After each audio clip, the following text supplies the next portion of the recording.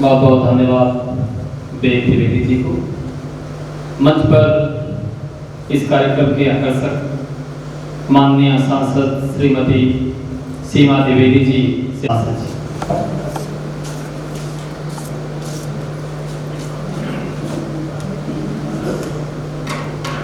सुजानगंज के इतिहास में आज के इस यादगार कार्यक्रम की अध्यक्षता कर रहे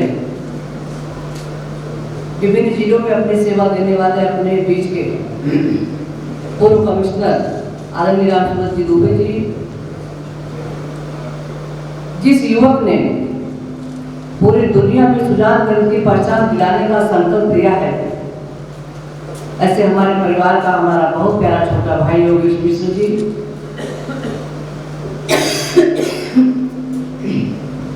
और योगेश मिश्र जी को जिन्होंने संजीवनी देने का काम किया है, ऐसे विद्यालय के प्रबंधक वेद भैया, मंच पर उपस्थित हमारे प्रमुख आदर्श शिवराज जी शुक्ला जी, हमारे सामने बैठे हमारे क्षेत्र के ऐसे ऐसे हस्ती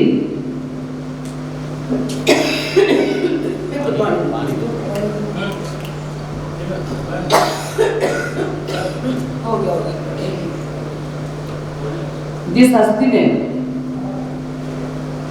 इतिहास के पूर्वजों ने आजादी के इतिहास में अपना योगदान दिया, ऐसे में जिनको सभी लोग बड़े प्यार से राजा कहते हैं, आदरणीय सतीश जी हमारे बीच बैठे उनको प्रणाम करती हूँ, आदरणीय सुचिता दुबे जी बैठी उनको प्रणाम करती हूँ, जिनको अभी आपने सुना नारीपुर के आदरणीय हमारे कृपा शंकर जी में बैठे उनको प्रणाम करती हूँ, हमारे बीच में बैठे आदरणीय रामेश्वर पांडे जी बैठे हैं, हमारे बीच में बैठे प्रधान पूर्व प्रधान भरतपुर आदरणीय तिवारी जी बैठे हैं, आदरणीय प्रिय भाई राजेश जी बैठे हैं, हमारे बीच में आदरणीय गंगाधर मास्टर जी बैठे हैं, हमारे बीच में पूर्व आदरणीय प्राचार्य जी हैं, और हमारे क्षेत्र के तमाम विद्वान लोग हैं जिनका नाम लेना संभव नहीं है।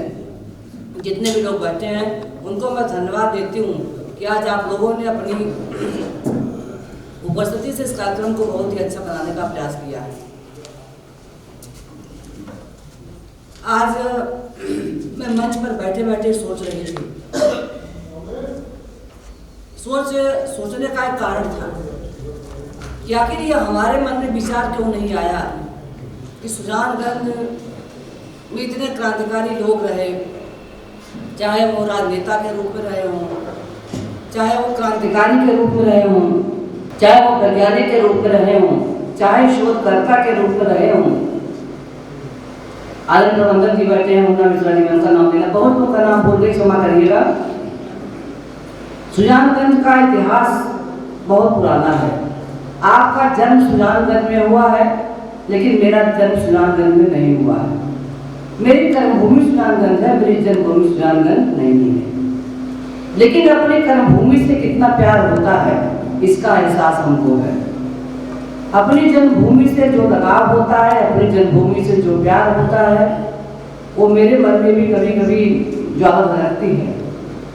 लेकिन सुजानगंज में आने के बाद, सुजानगंज में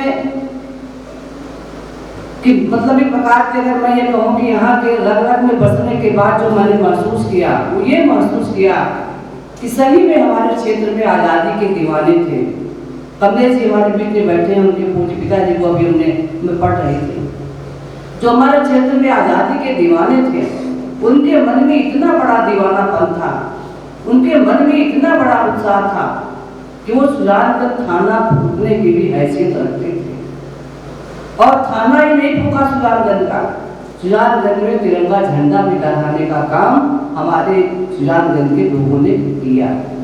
ये हमारे लिए एक बहुत बड़ी मतलब हमारी प्रेरणा को बढ़ाने का काम करती है कि हम भी कुछ कर सकते हैं। और योगेश जी के बारे में भी बोलूं, जन्म आपका हुआ धारीपुर में, कर्मभूमि आपकी मुंबई में, और मुंबई में जब आप बीमार थे, अभी मैंने सुना आपको, मुंबई में जब आप बीमार थे, जब आपको लगा कि मेरा अंतिम समय आने वाला है, तो आपने अपनी जन्मभूमि को याद किया और अपनी माँ को आपने याद किया।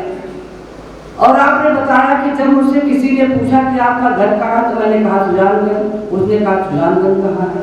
वाकई में तो चुनौती की बात है हम सबके लिए कि सुजानगंज कहाँ है, इसके बारे में हमको अलग से बताना पड़े। इसमें हमारा आपका सबका एक सहयोग होना चाहिए कि हम सारे लोग मिल करके योगेश जी ने जो बीड़ा उठाया है, जो उन्होंने सोचा है, उसको आगे बढ़ाने का हमारा भी प्रयास होना चाहिए।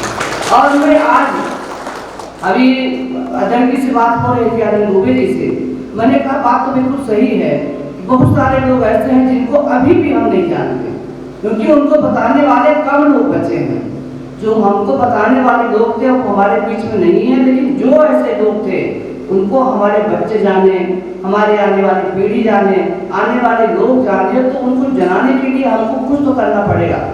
तो मेरे मन का आज मैंने भी एक मन में अपने विचार मैंने प्रकट हुआ है, योगेश जी अगुवाई करेंगे, हम उनका सहयोग करेंगे, आप क्षेत्रवासी मार्गदर्शन करेंगे और आप क्षेत्रवासी सहयोग करते करते खाली इतना सहयोग करेंगे। हम चाहते हैं कि हमारे सुजानगंज में ऐसे क्रांतिकारियों का, ऐसे लोगों का एक ऐसा स्तंभ बनाया जाए, एक ऐसा स्तंभ बनाया जाए कि आने वाले लोग इसको पढ़ सके। और इतना ही नहीं, आपने इस पुस्तक में 5 अध्याय लिखा है, मैंने पढ़ी 5 अध्याय लिखा है। आपने धार्मिक मंदिर की बात कही, आपने क्रांतिकारियों की बात करी, आपने समाज में ऐसे लोगों का उदाहरण दिया जो गरीब थे, उसके मन में उनके मन में इतना उल्लास था। गौरी शंकर मंदिर को आपने इतने प्रमुखता से छापा, आपने ऐसे ऐसे लोगों को खोज के निकाला। आलम की बात अभी आई, हम भी सुनते थे आलम तारा ही, तो हम जानते थे कि भरतपुर में हम कोई पूछा था पता कैसे जाना है, वो कहते थे आलम तारा वाले रोड से आपको जाना है। लेकिन आलम का नाम कैसे पड़ा? आलम का नाम लखनऊ में भी है, आलम तारा, आलम का नाम यहाँ पे भी है। तो ये कितनी बड़ी चीज थी जो अभी तक हमसे भी छुपी हुई थी। मैं आज ये कह सकती हूँ कि सही में अगर हम कुछ कर रहे तो आज हमको इतिहास के पन्नों में नहीं, बल्कि हम एकदम से पूरी दुनिया में, पूरे भारतवर्ष में भी हम अपना नाम बड़ा कर सकते हैं। लेकिन हमारे मन की सोच होनी चाहिए, और सोच ऐसे ही पैदा होती है।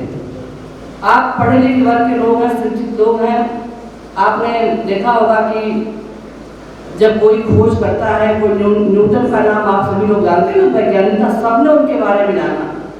हम रोज चीज ऊपर फेंकते हैं, बॉल फेंकते हैं, सेब फेंकते हैं, आम फेंकते हैं, सब कुछ ऊपर फेंकते हैं तो नीचे गिरता है। तो ये कोई नहीं समझ पाया, हमारे में किसी के मन में विचार नहीं आया कि आखिर ये हुआ कैसे। लेकिन न्यूटन के बाद में मन में एक विचार आया कि गुरुत्वाकर्षण की क्षमता सहित हमें धरती के अंदर है। तो सब चीजें हमारे बीच में है, खाली हमको जानने की जरूरत है। और जानने की जरूरत के लिए क्या करना पड़ता है? मन का विचार करना पड़ता है। मुझे भी लगभग 30 साल हो गया सुजानगंज की सेवा में, लेकिन मुझे इस बात का सही में अफसोस रहता है कि अभी हम लोग वो काम नहीं कर पाए जिस काम को करने की जरूरत थी। और मैं समझती हूँ सबसे बड़ा ये काम है कि जितने भी हमारे गांव के, चाहे वो किसी भी गांव के होंगे, चाहे किसी भी मजाक के होंगे, किसी भी धर्म के होंगे, ये हमको सीखने की बात है कि वो उनके मन में ये बात कभी नहीं आए कि हमको अपना नाम बड़ा करना है। उनके मन में ये कभी बात नहीं आए कि मेरा अकेले का नाम बड़ा हो जाए। उनके मन में ये कभी बात नहीं आए कि मेरा अकेले का सम्मान आए। उनके मन में खाली एक बात आई कि हम सबको मिलकर के बढ़िया काम करने की जरूरत है। एक उदाहरण देती हूँ। जैसे हमारे सुजानगंज गौरी शंकर का मंदिर है। गौरी शंकर का मंदिर बहुत ही सबकी आस्था का प्रतीक है, सबकी प्रेरणा का स्रोत है। लेकिन सही में वेद प्रकाश जी को जितनी बधाई दी जाए उतना कम है। आपने संकल्प दिया, आपने बेड़ा उठाया, उसका पुनरुद्धार कराया, जीर्णोद्धार कराया, आपने लोगों ने अपना अपना सहयोग किया। लेकिन शुरुआत तो आपने की, सहयोग सबने किया, ये बात सच है, लेकिन शुरुआत तो आपने की। इसी तरह से कई मंदिरों का नाम हमने पढ़ा, छोटे छोटे मंदिर हैं। आपने कहा कि इसका उदाहरण दृष्टांत तो नहीं मिल सकता, किदवंतियां मिल सकती हैं, लेकिन आने वाले दिनों में किदवंतियां भी बताने वाला कोई नहीं मिलेगा। तो क्यों न उनकी किदवंतियों को हम आत्मसात करके कहीं न कहीं उतारने का काम करें। आप एक बहुत अच्छे कवि हैं, आप बहुत अच्छे लेखक हैं, आप बहुत अच्छे आप प्रकाशन का काम करते हैं योगेश जी। आप मुंबई में रह करके कितनी बार यहाँ पर आए होंगे, इसका अंदाजा मैं लगा सकती हूँ। मैं आपको धन्यवाद देना चाहती हूँ, आपको साधुवाद देना चाहती हूँ और आपके प्रति हृदय से आभार व्यक्त करना चाहती हूँ। आपने सुजानगंज की शक्ति को शक्ति को जगाने का काम किया, सुजानगंज के लोगों को जगाने का काम किया और सुजानगंज की ऐसी ऐसी चीज़ों को जिनका ज्ञान हम लोगों को नहीं था उसको भी संतुलित करके आपने बताने का काम किया।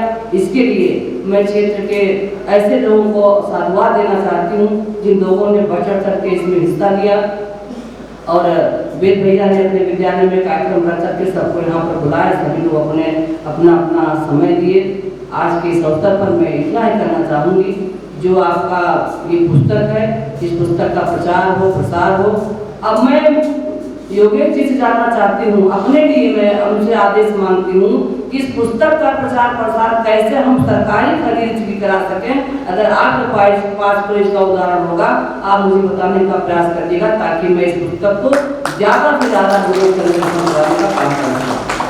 अभी मैं बात करूँगी, क्या इस पुस्तक को सरकार खरीद सकती है, क्या इस पुस्तक को सरकारी मान्यता मिल सकती है, क्या इस पुस्तक को पर्यटन विभाग हमारा ले सकता है, क्या इस पुस्तक को क्रांतिकारी नेताओं के नाम पर हमारी सरकार इसको ले सकती है। मैं भी इसके बारे में सोच करूँगी और आपसे भी मैं कहना चाहूँगी अगर आपके पास कोई भी ऐसी बात आए तो मुझे बताने का आप काम करिएगा, मैं उसका पूरे का पूरा करने का काम करूँगी। हमारे इसमें तमाम पत्रकार उपस्थित हैं, जैसे आपके प्रधान ललन सिंह जी उपस्थित हैं, उनको भी धन्यवाद देती हूँ और मैं सबसे ज़्यादा आभार व्यक्त करती हूँ आदरणीय योगेश जी के प्रति जिन्होंने यहाँ पर हमको बुला करके इस कार्यक्रम का मुख्य अतिथि बनाने का काम किया। उसके लिए भी मैं आपके प्रति आभार व्यक्त करती हूँ कि आपने मुझे पता नहीं क्यों इस योग्य समझा कि आपने मुझे इस इतने अच्छे कार्यक्रम में चीफ गेस्ट बनाने का काम किया। आदरणीय रामसूरत दुबे जी के प्रति मैं हृदय से आभार व्यक्त करती हूँ कि आपने भी अपने व्यस्तम समय में से समय निकालकर कार्यक्रम की अध्यक्षता करने का काम किया। इन्हीं चंद शब्दों के साथ आप सभी क्षेत्रवासियों को धन्यवाद देते हुए, आप सबको प्रणाम करते हुए और उस गहदारे को मैं भी देखना चाहती हूँ आदरणीय उस गहदारे को मैं भी देखना चाहती हूँ, गहदारा है कैसा, तो मैं जरूर एक दिन उसको देखने के लिए आऊँगी, उसकी भी जिक्र में शासन प्रशासन भी करूँगी। बस यही कहते हुए अपनी वाणी को विराम देती हूँ और अच्छे संचालन के लिए उपाध्याय जी को भी